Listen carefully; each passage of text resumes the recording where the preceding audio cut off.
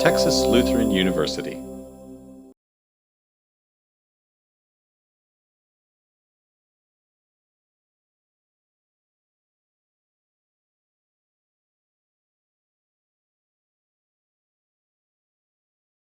Hi, I'm Ashley Ford with Texas Lutheran University. Today I'm talking with Liz Murray, author of Breaking Night, a memoir of forgiveness, survival, and my journey from homeless to Harvard. Liz, thank you so much for coming out to TLU. Thanks for having me. Yeah. Now, your story is extremely powerful, and for anyone who's not familiar with it, you, in your memoir, you vividly detail a childhood of growing up with drug-addicted parents in the Bronx, in a very rough neighborhood, and you and your sister never knew where your next meal was going to come from. What was kind of that aha moment when you got to be a teenager where you knew that you weren't going to let your circumstances and the adversity you faced kind of pin you down into who you were going to be as an adult? Well, I think, I had, there was that transformative moment, but in a way it was a culmination of already, I would say, sort of an unusual way to interpret my experience up until then. And that was that my parents were for sure addicted to drugs, and our entire lives together were shaped by that addiction. And which is to say, they pursued getting high every single day, and it informed their decisions, and it filled up the hours of our day, and it affected the way we interacted moment to moment. And yet at the same time, I also had an experience where in every other way that they could be, apart from their addiction, they were very loving people. Mm-hmm.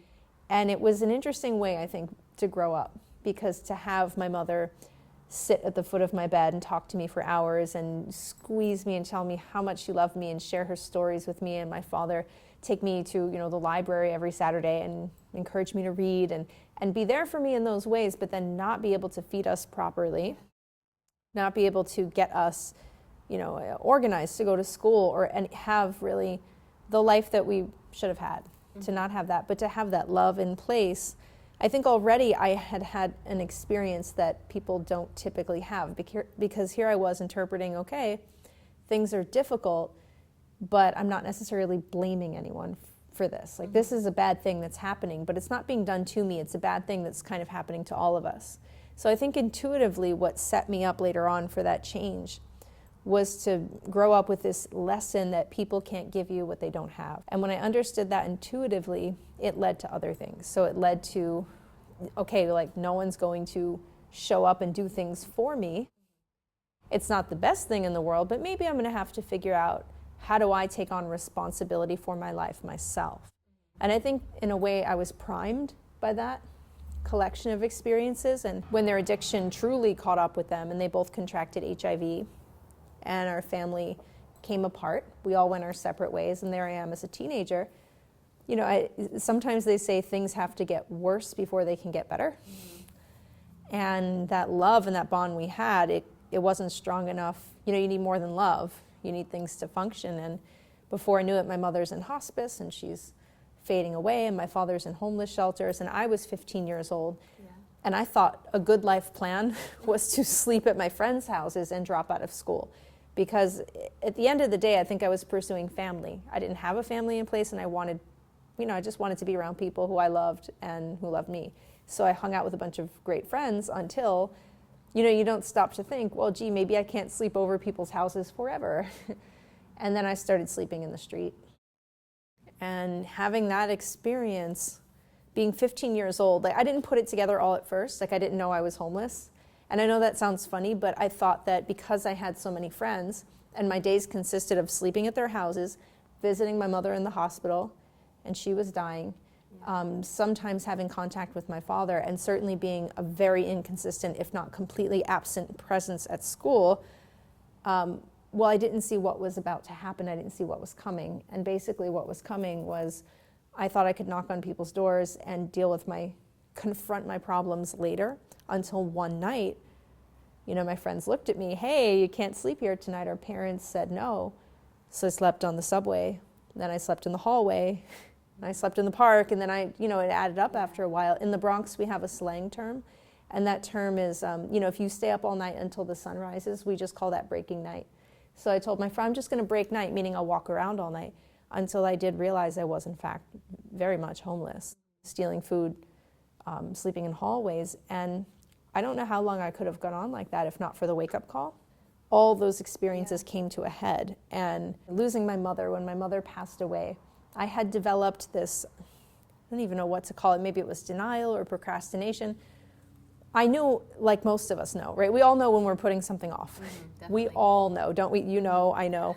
I like to tell people, this is not just my weird, quirky story.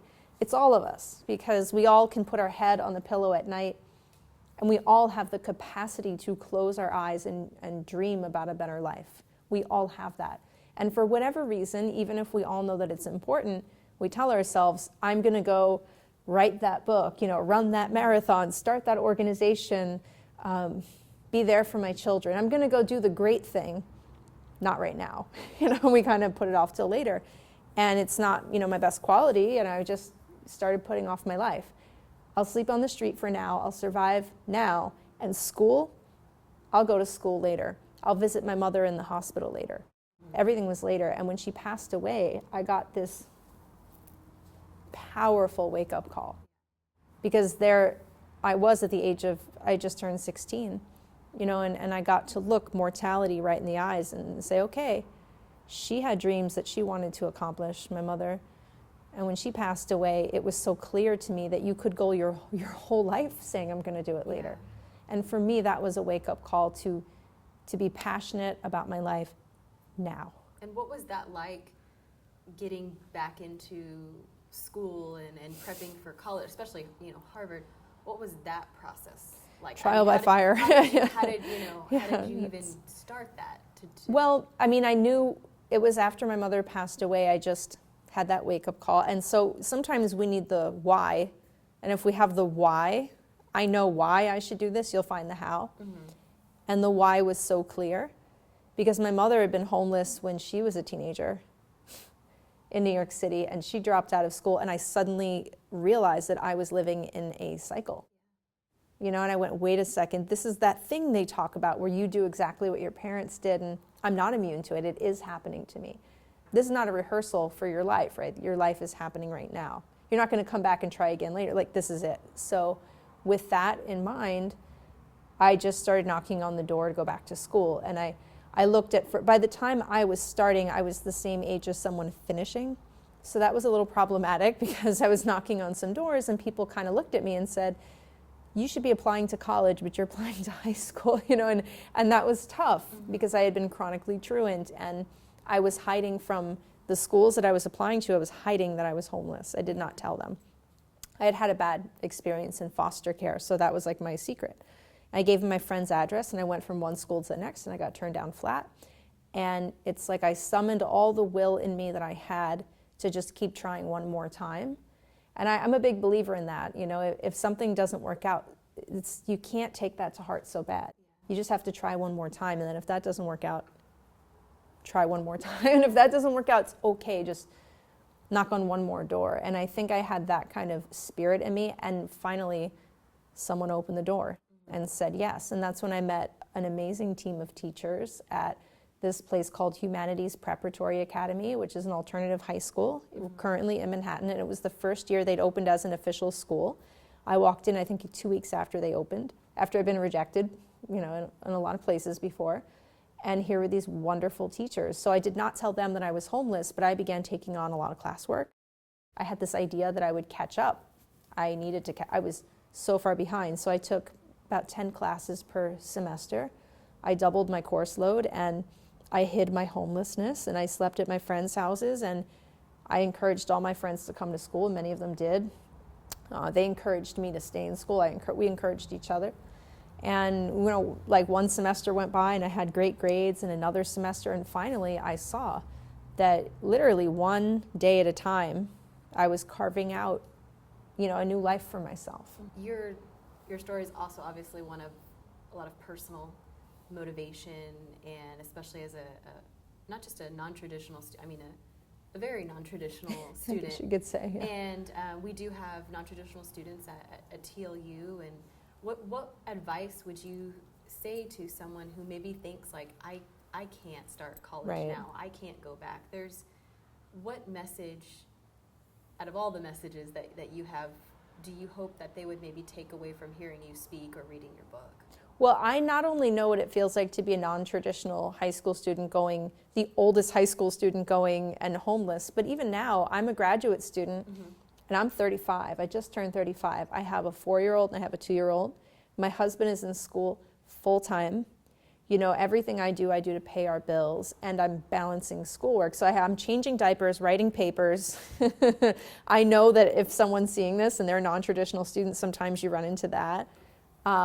So we have many different ways to come to our education. Some people will be international students. Some people will come from families who maybe you're the first generation. So if I had a message to them is like, don't get attached to what it looks like for other people. Don't compare yourself. There's a saying, compare, despair, but it's really true. Don't measure yourself by someone else, because the second that you start comparing yourself, that person did it faster. This person's already, got a job in the field and they're leading and they're my age, and I'm considering enrolling in college and I'm their age, right? I'm the age of my professor and I'm starting college. I know exactly what that feels like. And I say you make the road by walking. You do it the way you can in the way that works for you, and do not compare yourself to anyone else, because at the end of the day, all it's about, you're going to get knocked down, you're going to get discouraged, bad things are going to happen to you, but you're not defined by that. You're defined by what you do next. So it's about stick with it, drop the application. You did bad in the class, pick it up and keep moving, keep going, because when you have that degree and you've reached the goal at the end, you achieved your goal, and it wasn't about what it looked like compared to someone else. Amazing message, wonderful, inspiring story. Thank you so much for joining me. Yeah, thanks for having me, and really glad to be here. Students at TLU engage in high-impact educational experiences that include civic engagement, aesthetic expression, critical thinking, and a focus on intercultural knowledge in a community that welcomes the interplay of faith and reason.